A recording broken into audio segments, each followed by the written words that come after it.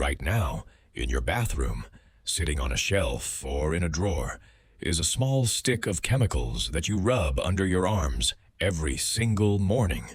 You do it without thinking. You consider it part of being clean, part of being civilized, part of being human. But here is the truth that no one will ever tell you. For 4,000 years before that little stick existed, humans solved the same problem in ways so disturbing, so cruel, and so deeply strange that hearing them today will change how you think about your own body forever. People rubbed crushed ostrich eggs into their skin. They stuck balls of incense-soaked porridge into their armpits. They wore cones of melting fat on their heads. They scraped secretions from the anal glands of caged animals. They tied lumps of whale intestinal blockage to their belts. They washed their clothes in human urine. And then, just over 100 years ago, a single advertisement in a women's magazine convinced an entire nation that its own natural body was disgusting. This is the real history of what came before deodorant. And by the time you reach the end, you will understand why almost no one in America is ever told the truth. Let us go back to the very beginning, to ancient Egypt 4,000 years ago. The Egyptians were among the first humans in recorded history to fight their own body smell. And the methods they used were extraordinary. Egyptian women crushed the shells of tortoises into a fine powder. They ground gallnuts, which are the hardened growths that form on oak trees when wasps lay their eggs in the bark. They smashed the eggshells of ostriches. They combined all of this into thick pastes, mixed them with oils from native plants, and smeared the mixture under their arms, on their necks, and on their wrists. They believed it would mask the smell of their own sweat, but that was just the beginning. Egyptians also took small amounts of incense, flavored it with porridge, rolled the mixture into balls, and tucked those balls directly under their armpits during long ceremonies. The body heat would slowly melt the porridge, releasing the incense scent throughout the day. Wealthier Egyptians had a different solution. They crushed the pods of the carob tree, the same plant that today is sold as a chocolate substitute in health food stores, and rubbed the dark powder across their bodies to fight their natural odor. But the strangest Egyptian invention of all was something modern scholars debated for more than a century before they could prove it was real. Egyptian art is full of paintings showing men and women at banquets wearing tall, pointed cones balanced on top of their heads. For decades, archaeologists assumed these cones were symbolic, like a halo painted around a saint. They could not believe that real people had actually walked around with conical hats made of perfumed wax. But in the year 2019, archaeologists excavating burial grounds at the ancient site of Amarna finally found them. Real, physical, intact head cones, made of beeswax and infused with myrrh, buried with their wearers. The mystery was solved. The Egyptians had walked into banquets, into religious ceremonies, into birth rituals, with literal cones of perfumed fat melting slowly over their heads, dripping fragrance into their hair, soaking through their wigs, and saturating their clothes. They believed it made them smell divine. To us, it would look like ancient hair gel made of Greek noblemen bathed in pools of olive oil scented with crushed flowers, then used a curved metal blade called a off their skin in a single motion. The wealthy Romans soaked their robes in perfume. They poured perfume on their floors. They poured perfume into their fountains. The poet Pliny the Elder wrote in the 1st century AD that wealthy Romans burned incense in their homes specifically to cover the smell of their own bodies in crowded rooms. And here is the detail that almost no one in America has ever heard. The Romans collected human urine from public urinals and used it to whiten their teeth. The ammonia in the urine worked as a chemical bleach. Roman dentists actually sold this treatment as a luxury service. Then Rome fell, and Europe entered 1,000 years of hygienic darkness. The Catholic Church taught that water opened the pores of the body and let disease in. Bathing became suspicious, even sinful. St. Francis of Assisi taught that an unwashed body was a badge of holiness. In 1546, King Henry VIII of England banned all public baths. King Louis XIII of France was not bathed even once until he was 7 years old. Queen Elizabeth I bathed only once a month, and she was considered an obsessive cleanliness fanatic compared to her peers. Europeans tried to solve a problem they refused to wash away. They wiped themselves with cloths soaked in wine and vinegar. They changed their linen often and called that clean. The wealthy carried small ornaments called pomanders. Inside each pomander was a paste of perfume, herbs, and most disturbingly, ambergris. Ambergris is a waxy substance that forms inside the intestines of sperm whales when they cannot digest the hard beaks of giant squid. It is essentially a hardened intestinal blockage that the whale eventually expels into the ocean. Medieval European royalty wore necklaces with hollow beads filled with this substance and tied lumps of it to their waistbands so they could smell it whenever they moved. And the cruelty did not stop with whales. For centuries, the finest perfumes in the world were made from animal secretions extracted in horrifying ways. The most expensive of these was civet, a thick yellow paste produced by the anal glands of the African civet cat.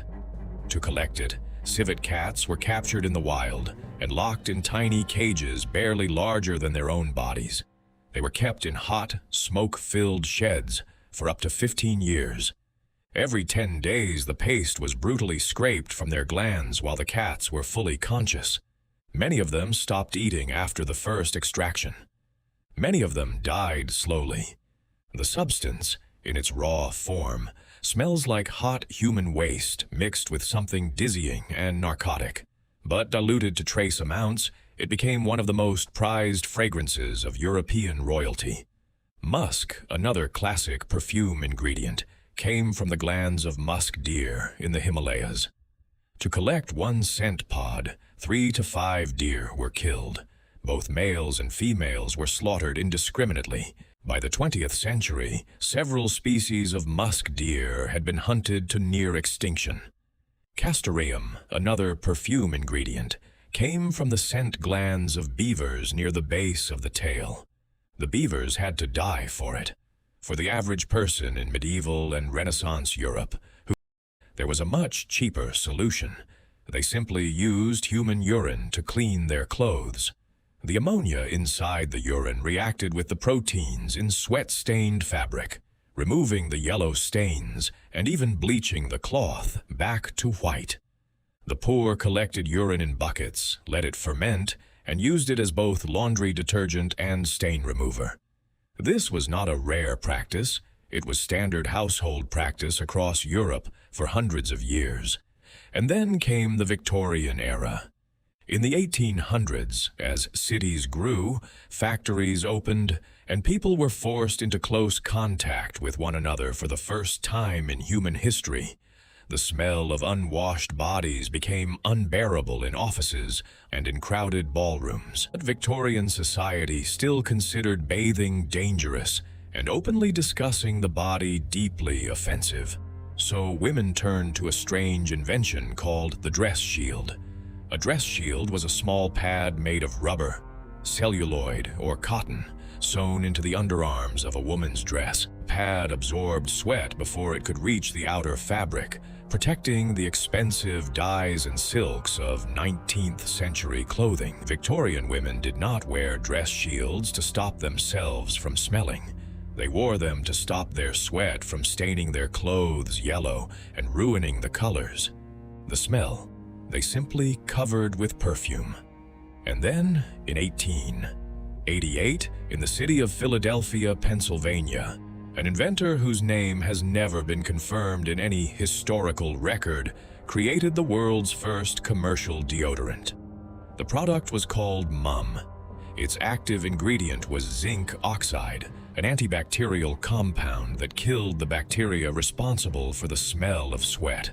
The product was sold as a thick, waxy cream in a small metal tin. The user dipped their fingers into the tin, scooped out a small amount, and rubbed it directly into their armpits with their bare hands. The name Mum supposedly came from the inventor's nurse, who was nicknamed Mum. But many historians believe the name was actually borrowed from the English phrase "mum's the word," because in 1888, body odor was such a taboo subject that the product itself had to be named after the act of keeping silent. Mum sold quietly for years.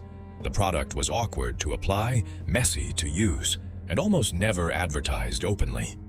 Most Americans of the late 1800s did not believe they needed it, and then came the woman who would change everything. Her name was Edna Murphy. She was a teenager living in Cincinnati, Ohio. Her father, Dr. Abraham Murphy, was a physician who had developed a liquid antiperspirant for one specific purpose. He used it on the hands of surgeons whose palms sweated during long operations, making it dangerous to hold a scalpel. In 1910, 16-year-old Edna took the liquid from her father's medical supplies and applied it to her own armpits. She discovered that it worked.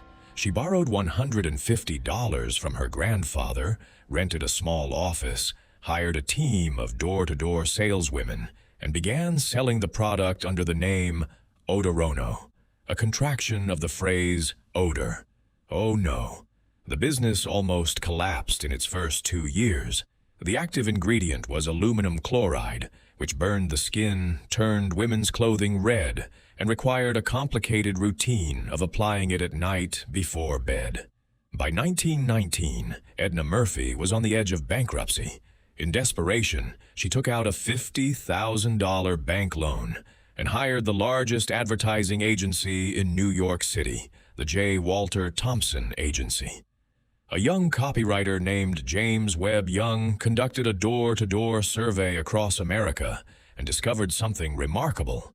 2/3 of American women had heard of antiperspirant, but 2/3 of them also believed they did not need it. They did not think they smelled bad. Young realized that he could not sell deodorant to people who were not embarrassed, so he decided to make them embarrassed.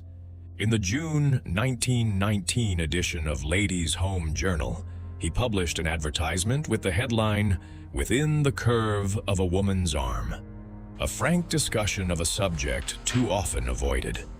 The text told women that their own natural body smell was driving men away, that their boyfriends and husbands were silently disgusted by them, that their friends were gossiping behind their backs, that they would never marry, never succeed, never be loved unless they fixed the disgusting problem of their own perspiration. The advertisement caused immediate outrage. 200 subscribers to Ladies' Home Journal canceled their subscriptions in protest. Female copywriters at the J. Walter Thompson Agency told James Young that he had insulted every woman in America. Women in his own social circle stopped speaking to him. But it worked. In a single year, Odorono sales rose by 112%. By 1927, the company was earning over $1 million a year.